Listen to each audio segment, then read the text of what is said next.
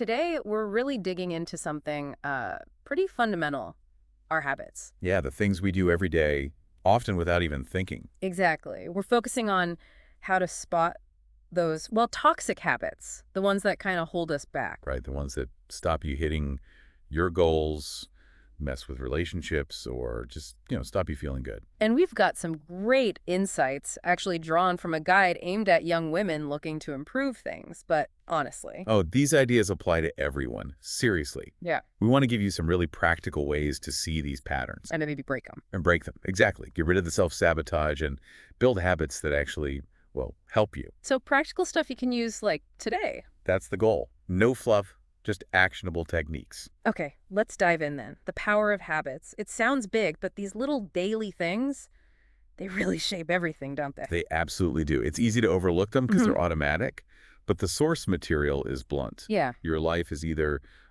built by your habits or broken by them. Wow, okay. That's stark. It is, but it's true in a way. Yeah. Think about your dreams, your big goals. Yeah. They don't just happen. Right. You need the groundwork. Exactly. Supportive habits are that groundwork. And it's the compounding effect, tiny habits day after day. Lead to huge differences down the line. Precisely. It really is like compound interest for your life. And we all have those habits, the ones we maybe don't shout about, like that endless scrolling thing. I definitely do that. Oh, yeah. That one's huge. Or I- putting things off. Procrastination. Guilty. Or maybe clicking buy now a bit too quickly online. Yep. Impulse spending. Or maybe those late night texts you wish you could unsend. Ugh, yes. Toxic texting. They feel small, but they add up, right? They really do. And just recognizing them as toxic, as actively working against you, that's the massive first step. It's not just wasted time. No, it's like mental energy drain, too. Exactly. And missed opportunities because you're doing that instead of something else. So the material we looked at has this story about Mia. Ah, yes. Mia's story. It's a great example. Yeah. She's 25, seemed like she had it together, but felt stuck. Totally stuck. Classic self-sabotage, really. Habits like too much partying, hours lost to binge watching.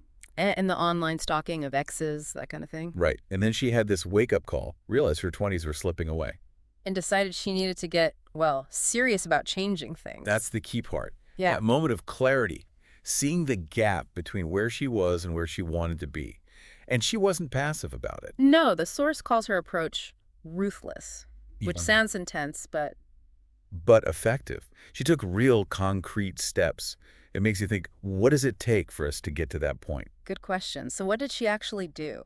Well, she set really strict screen time limits, like properly enforced them. It's hard these days. Seriously hard. And she deleted social media apps off her phone every weekend. A forced break. Wow. Okay. And journaling. Daily journaling to get a handle on his thoughts and impulses. That sounds powerful. And the results. Pretty amazing, actually. Quite quickly, she's swapped those draining habits for things like reading, fitness, networking. Building skills. Exactly. Things that moved her forward. And the outcome was, well, better focus, career success, just generally thriving. It really shows that shifting habits can fundamentally change your path. Absolutely. It's a powerful illustration. So, okay, the big question. How? How did she do it, and how can we do it? The source has this, like, 5-step blueprint. Yes, a very clear, practical blueprint. It's not just wishful thinking. Right. Step 1. First, you got to clearly identify the habit, not just vaguely like, I waste time online. Be specific. Super specific. Write it down. I check Instagram before 9 a.m. every day. And then crucially, write down exactly how it negatively impacts you. Making it concrete. Harder to ignore. Exactly. Gives you a clear target. Okay, step 2 sounds interesting. Create immediate, painful consequences. Yeah, maybe unpleasant is a better word. It's about immediate disincentives, not punishment, but making the bad habit less attractive right now. Okay, like what? Give me examples. Okay, so maybe if you scroll when you shouldn't, you skip your morning coffee that day. Ouch. Okay. Or you put, say, $5 in a penalty jar each time. Or you commit to doing 10 extra push-ups if you procrastinate. Ah, I see. It has to be immediate and something you actually want to avoid. That's the key, that direct negative feedback. Makes sense. Step 3. Replace. Don't just eliminate. Crucial. It's so hard to just stop doing something if there's a void. You need a positive alternative ready to go. So what kind of swaps work? Think about why you do the bad habit. If it's boredom driving the scrolling, maybe have a podcast queued up or a book nearby. Okay. If stress makes you reach for junk food, have healthy snacks like nuts or fruit ready and easy to grab. Pre-plan the positive swap. Got it. Address the trigger, but healthily. Step 4 is about the environment. Yes, modify your surroundings to remove the triggers. This one's huge and often overlooked. So practical things. Totally. If your phone's the problem, move those tempting apps off the home screen, bury them, or delete them temporarily. Use website blockers. Definitely. If certain sites are your procrastination go-to, block them. And sometimes, sadly, it might mean distancing yourself a bit from people who trigger negative patterns. Right. Make it harder for the bad habit to even start. You're engineering your environment for success. Okay, final step. Step 5. Public accountability. Tell someone you respect what you're doing, your specific goal. Why does that help?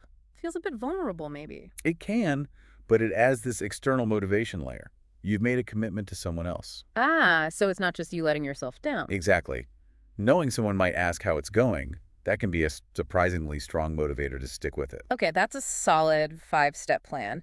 Now let's talk specific habits. The source highlights 3 really common dream killers. Yeah, big ones. First up, constantly checking social media. We mentioned it, but it's such a focus killer. The quick fix. Consciously replace it. Urge hips. Grab a book instead. Put on a podcast. Maybe this one. Huh, good plug. Okay, second big one. Impulsive spending. That instant gratification buy. The quick fix here is simple. The 24-hour rule. Wait a day for anything non-essential. Exactly. Just pause. Mm. Often, that impulse fades, and you realize you didn't really need it. Let's logic catch up with emotion. Makes sense. And number 3, toxic texting. Ugh, yes. Late night, emotional texts. Regret city. The fix. Airplane mode after, say, 9 p.m. Simple. Effective. Just cuts off the possibility during those vulnerable hours. Physically remove the temptation. Smart. Creates that space to cool off. Okay, this is all great, but making that first move can be the hardest part. You mentioned a habit killer week challenge. Yes. A way to just jump in and start doing this. Practical application right now. How does it work? Step 1, pick one. Just one toxic habit you want to ditch this week. Don't try to boil the ocean. Focus. Okay, choose one target. Then track it every single day. Notebook, app, spreadsheet, whatever. Just log whether you did it or not. Keeps it front of mind. Accountability to yourself. Exactly. And then, step 3, reward yourself after 7 days of sticking to it. Acknowledge the effort. Yeah. Doesn't have to be huge. Something Yeah. you enjoy. It reinforces the positive change, makes you want to keep going. Good stuff. Now, the reality check. Relapse. We all stumble, right? Someone actually asked about this getting stuck in that cycle. What's the key there? That's such an important point. Yeah. Relapse happens often when that initial motivation wears off. Yeah. Willpower isn't endless. It really isn't. And that's why the source stresses systems over sheer motivation.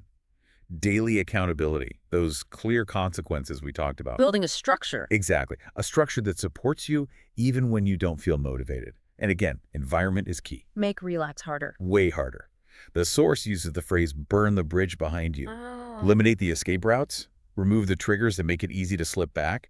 If the temptation isn't easily accessible, you're far less likely to fall back. Change the environment so the old habit literally can't happen easily. That's the idea. Make the good habit the path of least resistance. This has been incredibly practical.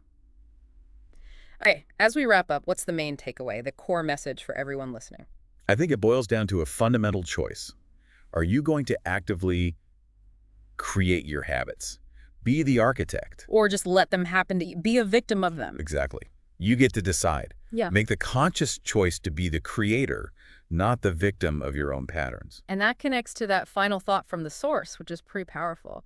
If your habits right now don't support the future you want, And that future probably isn't going to happen. Or at least it'll be much harder. there's an urgency there. Deal with the toxic stuff now to clear the path. Precisely. Take that first step. Start small. Be consistent. Build the habits that serve you. You really do have the control. Take control. Great final thought.